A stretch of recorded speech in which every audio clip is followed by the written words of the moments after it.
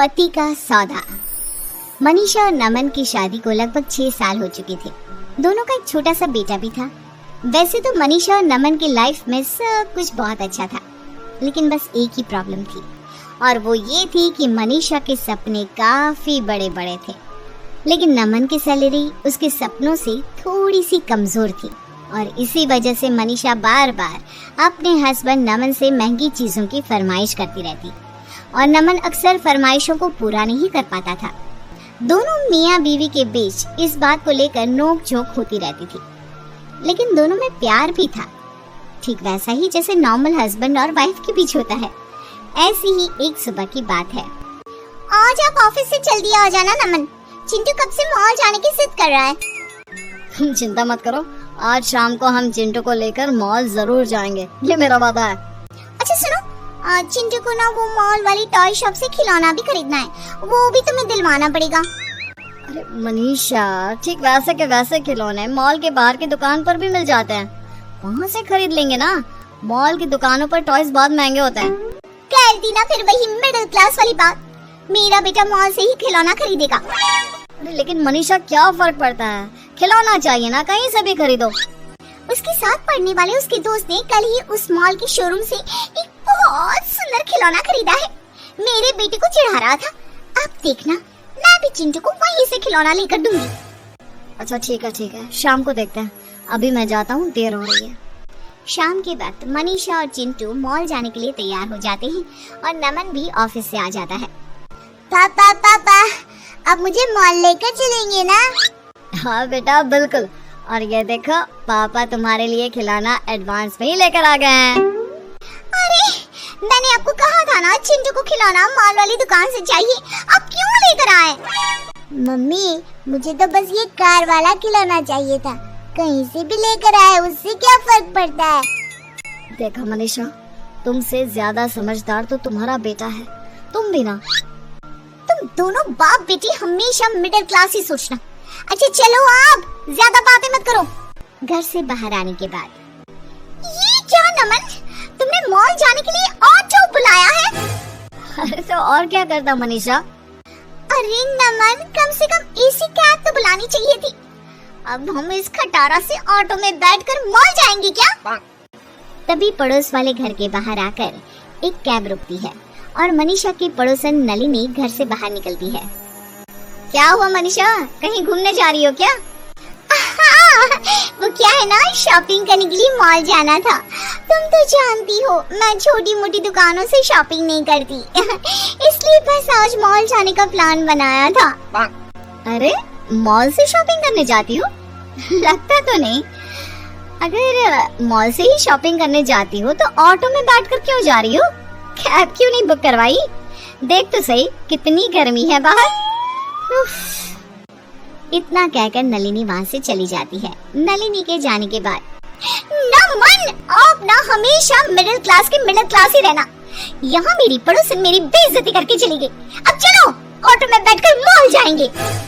अरे मनीषा, कब तक इस तरह दूसरों से अपनी तुलना करती रहोगी? तुम जानती हो ना मेरी तनख्वाह ज्यादा नहीं है। कुछ दिनों बाद, नमन मेरी बात सुनो, वो नलिनी का बेटा है ना, वो बड़े स्कूल में पढ़ता है। उसकी जो स्कूल बस आती है ना, उसमें तो एयर कंडीशन लगा हुआ है। और एक हमारा बेटा देखो, छोटे से स्कूल में पढ़ता है, टूटी सी वैन में बैठकर जाता है। अरे मनीषा, फिर से वही बात। तुम जानती हो ना हमारी फाइनेंशियल कंडीशन कैसी है। मैं कुछ नहीं जानती। नमन, मुझे भी अपने चिंटू का एडमिशन बड़े वाले स्कूल में करवाना है। मेरा बेटा भी फर्राटेदार अंग्रेजी बोलेगा। अरे मम्मी, अंग्रेजी तो मैं अब भी फर्राटेदार बोलता हूँ। मैं भी तो इंग्लिश मीडियम स्कूल में पढ़ता हूँ।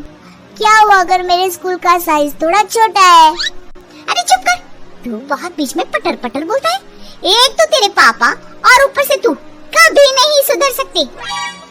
देखो मनीषा, उस स्कूल की फीस 2 लाख रुपए है, और मेरी इतनी तनख्वाह ही नहीं तो मैं चिंटू को ऐसे स्कूल में कैसे पढ़ा सकता हूँ? तो क्या हमारा बच्चा पूरी जिंदगी उस छोटे से स्कूल में पढ़ता रहेगा? अड़ोस पड़ोस के सारे बच्चों के सामने कितनी शर्म आती है मुझे। अरे मम्मी, मैंने कब कहा मुझे शर्म आती है? मुझे तो अपने स्कूल में बहुत मजा आता है। देखा तुमने। और वैसे भी मनीषा, बच्चा इंटेलिजेंट होना चाहिए, स्कूल बड़ा या छोटा होने से कोई फर्क नहीं पड़ता। एक दिन अचानक मनीषा की सहेली मेघना उसके घर आती है। अरे मेघना, इतने सालों के बाद मैं कॉलेज में पढ़ा करती थी, उसके बाद आज मिलना हो रहा है। अरे क्या बताऊं, शादी के बाद मैं कनाडा शिफ्ट हो गई थी। जैसे ही यहाँ आई तो सबसे पहले तुझसे मिलने का मन किया। अरे हाँ बिल्कुल। वैसे तुम तो कनाडा जाकर पूरी अंग्रेज हो गई हो।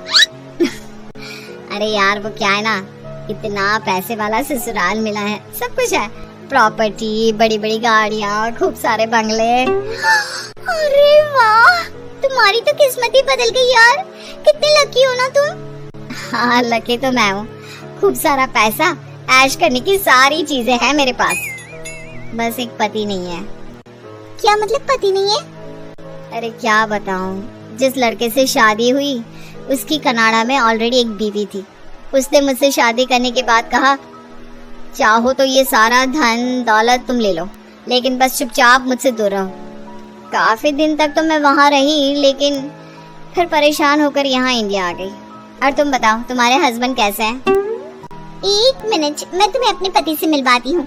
नमन, जरा इधर तो आइए। ये देखिए मेरी सहेली मेघना, कनाडा से आई है। नमस्ते नमस्ते मेघना जी, कैसी हैं आप? मैं बिल्कुल ठीक हूँ। मनीषा, तुम्हारी फ्रेंड आई है, उसके लिए कुछ खाने पीने की चीज लानी है तो मुझे बता दो, मैं बाजार से लेकर आता हूँ। नहीं नहीं नहीं, इसे तो कोल्ड कॉफी बहुत पसंद है और मैं इसके लिए अपने हाथों से बनाऊंगी। कैसी बात करती हो मनीषा, तुम्हारी सहेली आई है, तुम बैठकर बातें करो, कोल्ड कॉफी मैं बना कर लाता हूँ। नमन की किचन में जाने के बाद, तुम्हारा पति तुमसे बहुत प्यार करता है। हाँ वो तो है, हमारा एक छोटा सा प्यारा सा बेटा भी है, चिंटू। तुम कितनी लकी हो ना, तुम्हें इतना प्यार करने वाला हस्बैंड मिला है। एक मुझे देखो। अरे इसमें लकी होने वाली क्या बात है, हस्बैंड तो प्यार करता है लेकिन कुछ भी नहीं है उसके पास। अरे बस ये छोटा सा घर है, कहने को एक गाड़ी भी नहीं हमारे पास, और बेटा भी ना छोटे से स्कूल में पढ़ता है। वैसे तुम्हारी इस प्रॉब्लम का एक सोल्यूशन है मेरे पास। तुम कल मुझे अपने घर के पास वाले कॉफी शॉप में आकर मिलो ना। और फिर अगले दिन कॉफी शॉप में। बताओ तुमने मुझे यहाँ क्यों बुलाया, और इतनी बड़ी कॉफी शॉप, बहुत महंगी होगी ना। अरे तुम इस बात की चिंता क्यों करती हो, आज से तुम्हें इस बारे में सोचने की बिल्कुल भी जरूरत नहीं है। अरे लेकिन ये तो बताओ तुम चाहती क्या हो? तुम्हारा पति। हाँ मतलब पागल हो गई हो क्या, कैसी बात कर रही हो? अरे मनीषा देखो, शांति से सोचो, तुम मुझे अपना पति दे दो और बदले में ये मेरी बड़ी सी लग्जरी गाड़ी, मेरा बड़ा सा बंगला, मेरा सारा पैसा, प्रॉपर्टी सब तुम्हारा। देखो मेरे पास ना इन सब चीजों की कमी नहीं है, कमी है तो बस एक प्यार करने वाले पति की। क्या तुम सही कह रही हो? मतलब अगर मैं नमन को तुम्हारे साथ शेयर कर लूं तो सब कुछ तुम्हारा जो भी है वो मेरा हो जाएगा, मेरा बेटा बड़े वाले स्कूल में पढ़ेगा और मैं मॉल से शॉपिंग कर सकूंगी। अरे मजाक थोड़ी ना कर रही हूँ, गाड़ी, ड्राइवर, महंगे कपड़े, ज्वेलरी, सब कुछ तुम्हारा, बस बदले में मुझे तुम्हारा नमन दे दो यार। लगता है भगवान ने मेरी सुन ली, भले ही देर से सुनी लेकिन सुनी तो सही।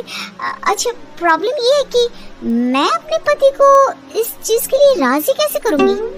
देखो वो तुम्हारा प्रॉब्लम है, अब जल्दी से मेरी डील फाइनल कर दो और लो ये महंगी वाली कॉफी पियो। और सुनो, तुम्हें बिल पे करने की भी जरूरत नहीं है। घर जाने के बाद, देखो नमन, तुम्हारी तनख्वाह इतनी कम है कि मेरे सपने पूरे नहीं हो सकते, और इसलिए मैंने एक डिसीजन लिया है। कैसा डिसीजन? देखो नमन, उस दिन जो मेरी सहेली मेघना घर पर आई थी ना, उसके पास बहुत रुपया पैसा है लेकिन एक प्यार करने वाला पति नहीं है, और मेरे पास तुम हो लेकिन रुपया पैसा नहीं है। तो उसने मुझसे कहा कि तुम्हारे बदले वो मुझे दुनिया की सारी लग्जरी देने को तैयार है। पागल हो गई हो क्या? मेरे बदले का क्या मतलब है? मैं कोई घर में रखी हुई चीज हूँ जो तुम उठाकर उसे दे दोगी? देखो नमन, अगर तुम मुझसे और अपने बेटे से जरा सा भी प्यार करते हो ना, तो बस तुम्हें इस डील के लिए तैयार होना पड़ेगा। अब से तुम्हें मेघना के साथ रहना है इस घर में, और मेघना के बड़े से बंगले में जाकर रहूंगी। मेरा बेटा बड़े वाले स्कूल में पढ़ेगा, हमारे पास एसी गाड़ी होगी, ड्राइवर होगा, सब कुछ होगा। देखो मेघना, ऐसा कुछ नहीं होने वाला, मैं कहीं नहीं जा रहा।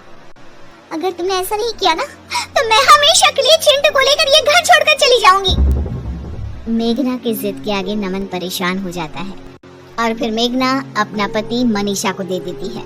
कुछ दिनों के बाद, मम्मी मुझे पापा चाहिए, मुझे पापा के पास रहना है। सही कहते हो बेटा, तुम्हारे पापा के बिना तो मेरा भी मन नहीं लगता। कितने दिन हो गए हैं वो घर ही नहीं आए। चलो हम उनसे मिलने के लिए चलते हैं। चिंटू और मनीषा नमन से मिलने के लिए अपने पुराने घर में जाते हैं। वहां जाकर देखते हैं कि मेघना और नमन उस छोटे से घर में भी काफी खुश थे। अरे आओ मनीषा, बहुत दिनों के बाद आना हुआ। वो क्या है ना, नमन की बहुत याद आ रही थी इसलिए। पापा आप हमारे साथ रहिए ना, हम आपके साथ इस छोटे से घर में भी रहने को तैयार है। लेकिन बेटा, तुम्हारी मम्मी को तो बड़ा घर चाहिए। अगर तुम्हें मेरे साथ रहना है तो यहाँ मेघना आंटी के साथ रहना पड़ेगा, पुराने घर में। मैं यहाँ रहने के लिए तैयार हूँ, उस बड़े से घर में और बड़ी गाड़ी में।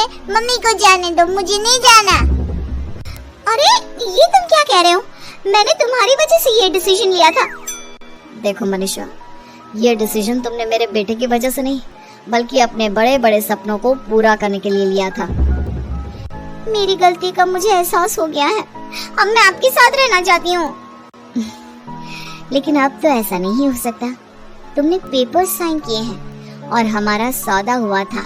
प्रॉपर्टी तुम्हारी और पति मेरा। नमन आप कुछ कहिए ना, ये मेरे साथ ऐसा नहीं कर सकती। देखो मेघना, मनीषा ने जो कुछ भी किया है तुमने कहा वैसा ही किया है। अब मेरे हाथ में कुछ भी नहीं है। तुमने सब कुछ खो दिया, अपना बेटा भी और पति भी, लेकिन मुझे इस छोटे से घर में भी सब कुछ मिल गया। वीडियो को लाइक करें और ऐसी ही मजेदार कहानियाँ सुनने के लिए चैनल को सब्सक्राइब करें। धन्यवाद।